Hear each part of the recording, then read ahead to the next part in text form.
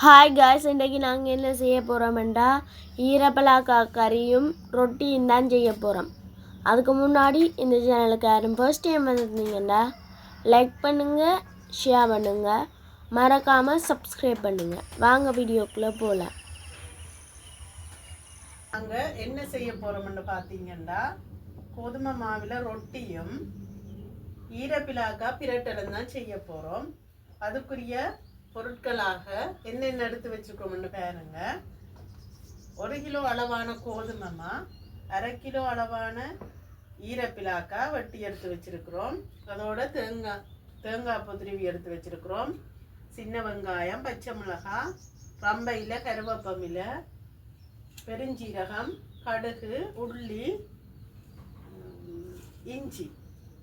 இதோட நாங்கள் தேவையான அளவு மிளகாய்த்தூளும் தேங்காயும் சேர்த்துத்தான் நாங்கள் இன்றைக்கு இந்த சாப்பாடை செய்ய போகிறோம். இப்போ பார்த்தீங்கன்னா நாங்கள் இந்த தோலெல்லாம் நீக்கி எடுத்து வச்சிருக்கிற ஈரப்பிலாக்காயை இந்த நடு நிரம்ப மட்டும் வெட்டி எடுத்துட்டு சின்ன சின்ன துண்டுகளாக வெட்டி எடுக்க போகிறோம்.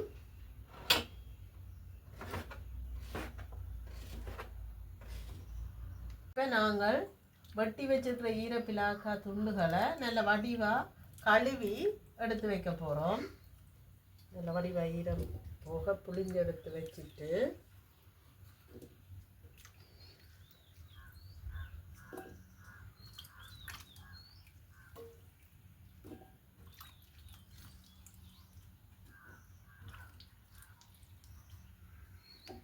இப்போ நாங்கள் பொரிச்சு வச்சு இருக்கிற இந்த சின்ன வெங்காயத்தை சின்ன கட் பண்ணி எடுக்க போகிறோம்.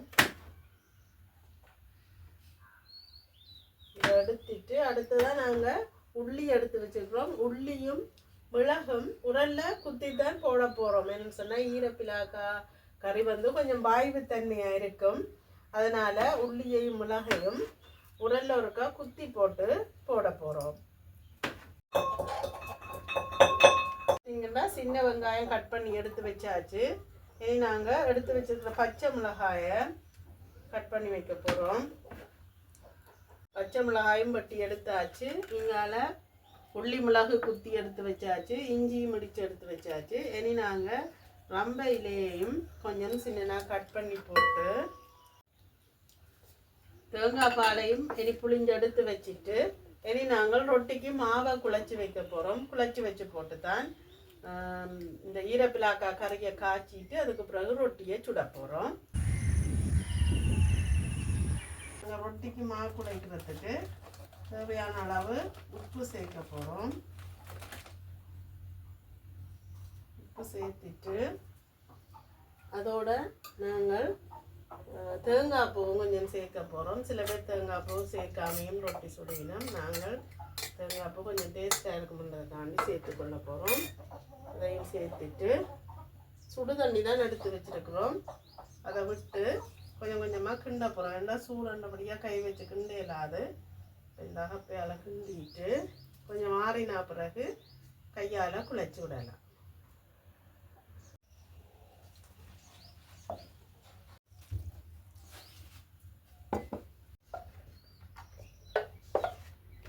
இப்போ பார்த்தீங்கன்னா எங்களுக்கு நல்ல வடிவாக குழஞ்சி வந்துட்டு இதுக்குள்ளே நாங்கள் கொஞ்சம் தேங்காய் சொட்டு விட்டு இன்னும் கொஞ்சம் பதமாக்க போகிறோம். இது கொஞ்சமாக தேங்காய் வரும்.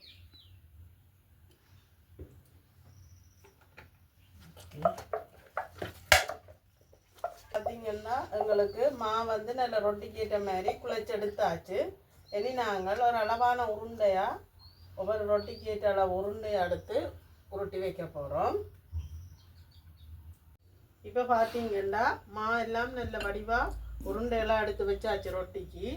இதை ஒரு பக்கம் வச்சுட்டு இனி நாங்கள் ஈரப்பிலாக்கா கறியை இப்போ செய்ய போகிறோம்.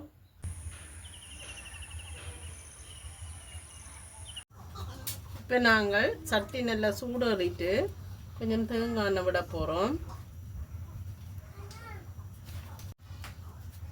தேங்காய் எண்ணெய் சூடேறிட்டு எங்களுக்கு இனி நாங்கள் முதல்ல கடுகை போடுறோம். கடுகு நல்லா வடித்து வரட்டும்.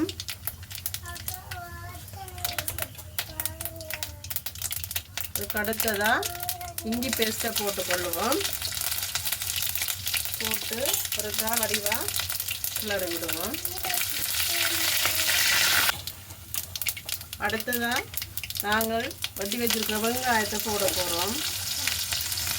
போட்டு ஒரு கிளறி விடுவோம். வதங்கி கொண்டு வரட்டும்.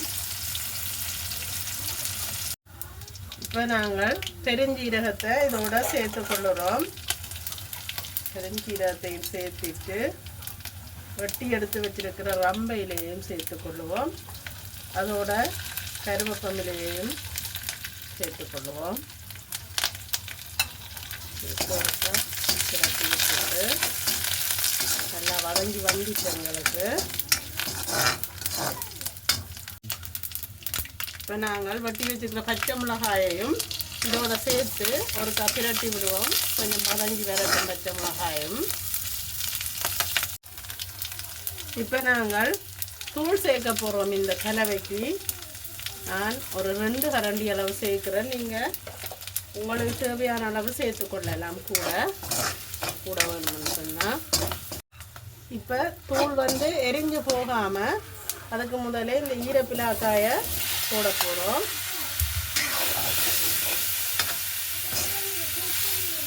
போட்டு நல்ல வடிவாக இதோட சேர்வத்துக்கு கிளறி விடணும். இப்போ நாங்கள் தேவையான அளவு மஞ்சளும் போட்டுக்கொள்ளுறோம். போட்டுட்டு வடிவாக எல்லாம் சேர்ற மாதிரி பிரட்டி விட்டுட்டு இந்த ஈரப்பிலாக்கா அவிஞ்சு வாரத்துக்கு நாங்கள் தேவையான அளவு தண்ணி கொஞ்சம் சேர்த்து அவிய விட போகிறோம். இப்போ நாங்கள் தண்ணி சேர்த்து கொள்ளுறோம். இதுக்கு பதிலாக நாங்கள் 2ஆம் பால்லையும் அவிய விடலாம். தண்ணியை சேர்த்துட்டு இப்போ நாங்கள் 1 டீஸ்பூன் அளவு உப்பு சேர்த்து ஒரு வடிவாக இதை பிரட்டி விடுவோம். இந்த விட்டுருக்கிற தண்ணியில் எல்லாம் சேர்ந்து மூடியை போட்டு ஒரு 5 நிமிஷம் அளவு நல்ல வடிவாக அவிய விடுவோம். இப்போ நாங்கள் அவிஞ்சு வந்துட்டான்னு சொல்லி மூடி எடுத்து பார்ப்போம். நல்லா அவிஞ்சிட்டு தாண்டு நாங்கள் இந்த கரண்டியாலேயே இப்படி இருக்க நசுக்கி பார்த்தா தெரியும். ஓகே, எங்களுக்கு அவிஞ்சிட்டுது. இனி நாங்கள் எடுத்து வச்சிருக்கிற பாலை விடுவோம்.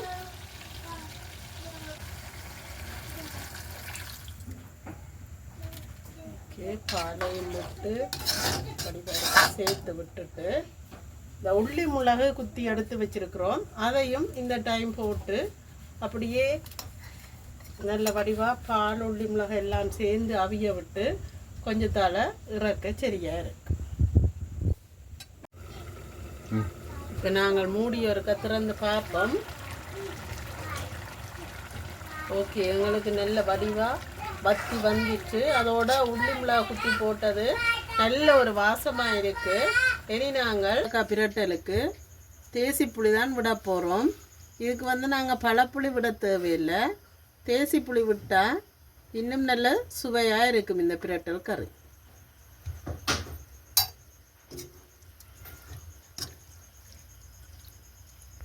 இதை இறக்கி வச்சுட்டு ரொட்டியை தான் சுட்டு எடுக்க போகிறோம். நாங்கள் குழச்செடுத்து வச்சிருக்கிற இந்த மாவில் ரொட்டி தட்ட போகிறோம். அதுக்கு முதல் நாங்கள் ஒரு தட்டம் எடுத்து அதில் கொஞ்சம் தேங்காய் எண்ணெய் பூசிக்கொள்ளுறோம். தேங்காய் எண்ணெய் பூசிட்டு உருண்டையாக எடுத்து வச்சிருக்கிற இந்த உருண்டையை எடுத்து ரொட்டியை தட்ட போகிறோம்.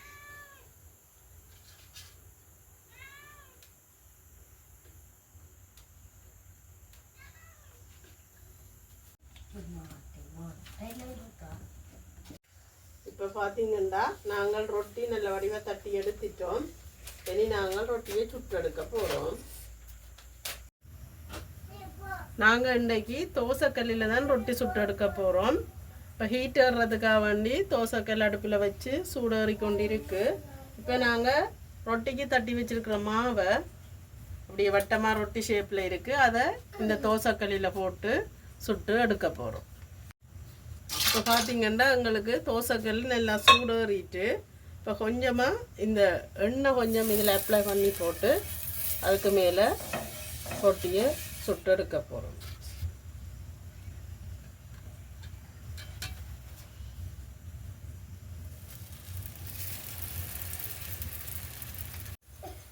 இப்போ எங்களுக்கு இந்த கீழ் பக்கம் நல்ல வடிவாக ரொட்டி வெந்து வந்துட்டு பாருங்க.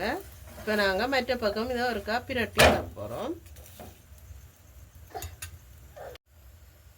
இப்போ எங்களுக்கு மற்ற பக்கமும் நல்ல வடிவாக வெந்து வந்துட்டுது. இப்போ நாங்கள் இறக்கி எடுக்க போகிறோம் ரொட்டியை.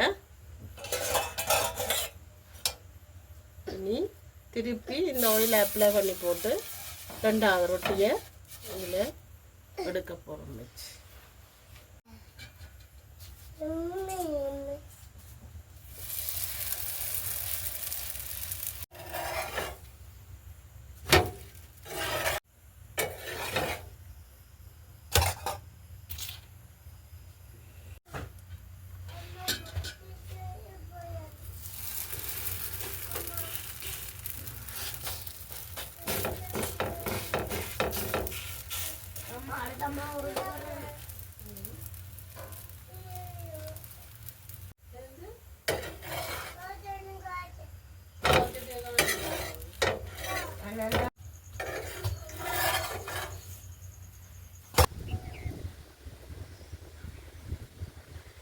பார்த்தீங்கன்னா எங்களுக்கு ரொட்டியும் சுவையான ஒரு ஈரப்பிலாக்கா பிரட்டலும் ரெடி ஆகிட்டு.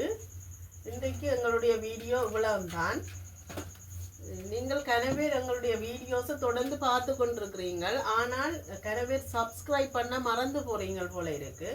உங்களுடைய ஆதரவு தான் எங்களுடைய அடுத்த கட்ட நகர்வுக்கு வழிவகுக்கும். எனவே உங்களுடைய சப்ஸ்கிரைப்பை நாங்கள் எதிர்பார்த்து நிற்கிறோம். மீண்டும் இன்னும் ஒரு வீடியோவில் சந்திப்போம்.